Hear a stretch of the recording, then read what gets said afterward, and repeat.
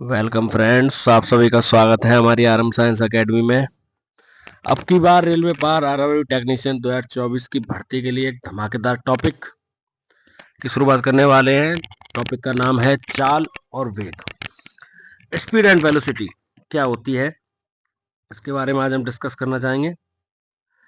चाल और वेग को समझने के लिए सबसे पहले हमें दूरी और विस्थापन को समझना पड़ेगा कि दूरी डिस्टेंस क्या होती है, विस्थापन क्या होता है, इन दोनों में अंतर क्या होता है। ठीक है, तो दूरी को देखेंगे। सबसे पहले दूरी क्या होती है? एक पथ की लंबाई होती है, और विस्थापन होता है स्थिति में परिवर्तन की दर। जैसे हम कैसे समझेंगे इसको?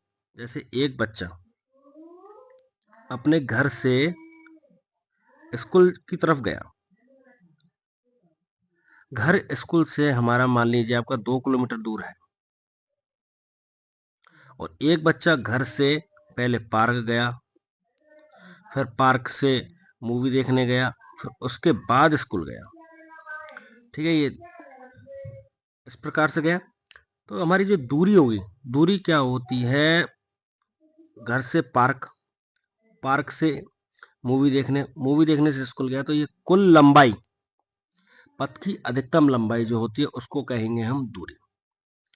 लक्ष्य तो हमारा यही है कि हमें स्कूल जाना है, लेकिन बच्चा किस तरह से गया है, और एक बच्चा सीधा घर से स्कूल गया था, तो इसकी जो न्यूनतम दूरी होगी, मतलब सबसे कम दूरी जो तय करता है, उसको बोलते हैं विस्थापन। आइए, वो आप समझ गए होंगे कि दूरी और विस्थापन क्या होता है। दूरी होती है किसी पथ की अधिकतम लंबाई, और ये दूरी कभी ऋणात्मक नहीं हो सकती। मतलब दूरी को आप ये नहीं कह सकते कि मैं -2 किलोमीटर गया हूं, मैं -4 किलोमीटर गया हूं। इस प्रकार के किसी भी तरह के नहीं ले सकते हम। और विस्थापन जो होता है वो सदिश राशि होती है। सदिश राशि क्या है? जिसमें परिमाण और मात्रक, दिशा जो होती है, वो दोनों चीजें इंक्लूड हो। ठीक है, विस्थापन कैसे कह सकते हो कि मैं 4 मीटर किधर की तरफ गया, उत्तर की तरफ गया, कि पूर्व गया, दक्षिण गया, पश्चिम गया, इस तरह की चीजें। ठीक है, ये हो जाएगा। अब चाल क्या होती है? चाल हमने देखा है कि चाल बराबर होती है दूरी, चाल बराबर होती है दूरी बट्टा समय। ठीक है, तो दूरी क्या, दूरी किस में लेते हैं हम? मीटर में। और समय को किस में लेते हैं? सेकंड में। तो इसका मात्रक बन जाएगा मीटर पर सेकंड। ठीक है, दूरी एक अदिश राशि होती है, उसका मात्रक क्या है? मीटर पर सेकंड। इसी तरह से देखेंगे आगे इसको कि विस्थापन क्या होता है। विस्थापन में आता है वेग। तो वेग बराबर होता है विस्थापन बट्टा समय।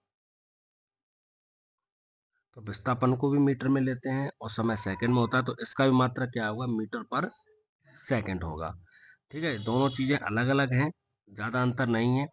जहाँ चाल होती है वहाँ कुल दूरी ली जाती है, अधिकतम लंबाई होती है वो। और जहाँ वेग बोलते हैं तो वहाँ विस्थापन लेते हैं, न्यूनतम लंबाई होती है। किसी पथ को तय करने में लिया न्यूनतम दूरी। ठीक है, इन दोनों को आप समझ गए होंगे। उसके बाद एक छोटा सा न्यूमेरिकल है हमारा। ये न्यूमेरिकल क्या होता है? देखिए, कोई व्यक्ति अपने घर से विद्यालय 800 मीटर की दूरी तय करके 20 सेकंड में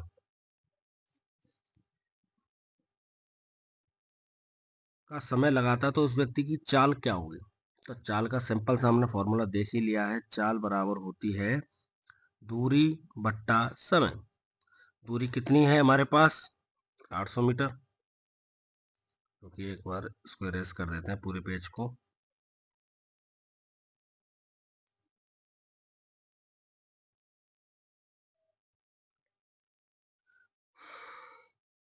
तो चाल हो जाएगी 800 बट्टा समय कितना है? 20 सेकंड। ये से कट जाएगा तो क्या आएगा? 40 मीटर पर सेकंड। ठीक है, किसी का भी चाल निकालना हो, वेग निकालना हो, तो इसी तरह से निकालते हैं। पर एक बात का ध्यान रखें, इन सभी के मात्रक हम कौन सी पद्धति में लेंगे? एमकेएस पद्धति में लेंगे। ठीक है, एक सूत्र होता है हमारे पास औसत चाल का। औसत चाल क्या होती है? कुल दूरी बट्टा कुल समय। उसी प्रकार से वेग भी होता है विस्थापन परिवर्तन दर बट्टा कुल समय। ठीक है, ये औसत वेग रहेगा कुल विस्थापन बटा कुल समय।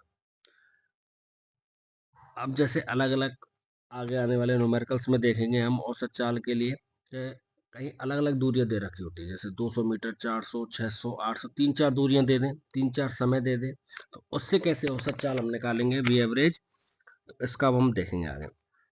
औसत वेग को देखिए आप, औसत वेग का न्यूमेरिकल बहुत महत्वपूर्ण है कि एक कार सरल रेखा के अनुदिश नियत वेग कितने से 40 किलोमीटर पर घंटे से आधी दूरी तय करती है तथा अन्य आने वाली दूरी 60 किलोमीटर पर सेकंड से तय है, तो कार का औसत वेग बताइए।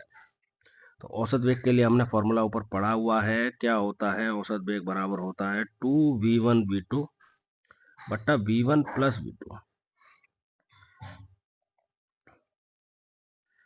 इसी से हम निकालेंगे इसको,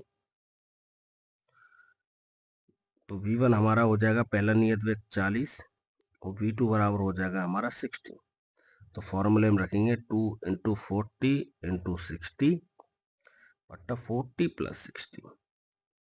ये सॉल्व करने पे आएगा हमारा 48 किलोमीटर पर घंटे। तो इस क्वेश्चन में औसत वेग पूछा था, तो औसत वेग क्या हो जाएगा हमारा 48 किलोमीटर पर घंटे हो जाएगा। चाल और वेग में अभी और भी चीजें हैं, त्वरण निकालना सीखेंगे, इसके और भी महत्वपूर्ण न्यूमेरिकल्स हैं। गति के नियम पे क्या क्या बनते हैं, गति के हमारे 3 समीकरण होते हैं, उनको भी हम अगली वीडियो में डिस्कस करेंगे।